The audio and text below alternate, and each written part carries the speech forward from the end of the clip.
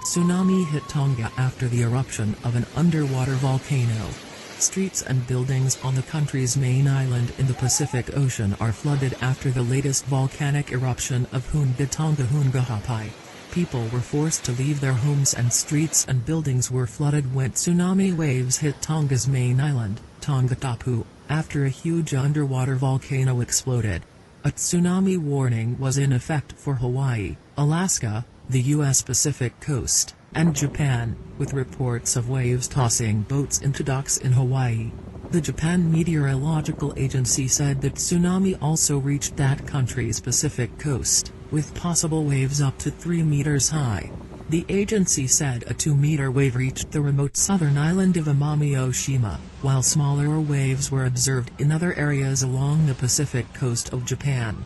In Hawaii, the Pacific Tsunami Warning Center reported waves ranging in height from half a meter in Navaliwile, Kauai to 80 centimeters in Honolulu. We are pleased that there are no reports of damage on the islands and there are only minor floods, the center said in a statement. In Tonga, which has a population of about 105,000, a video posted on social media shows large waves washing ashore in coastal areas, swirling around houses and buildings, including a church. The Australian Bureau of Meteorology said a 2-meter high tsunami, located about 65 kilometers north of Tonga's capital, Nuku'alofa, generated a 2-meter high tsunami.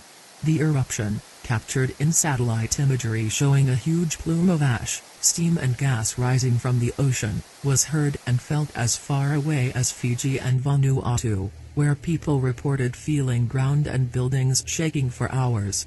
There were no immediate reports of injuries or the extent of damage in Tonga, but online video showed huge waves in coastal areas swirling around houses and buildings.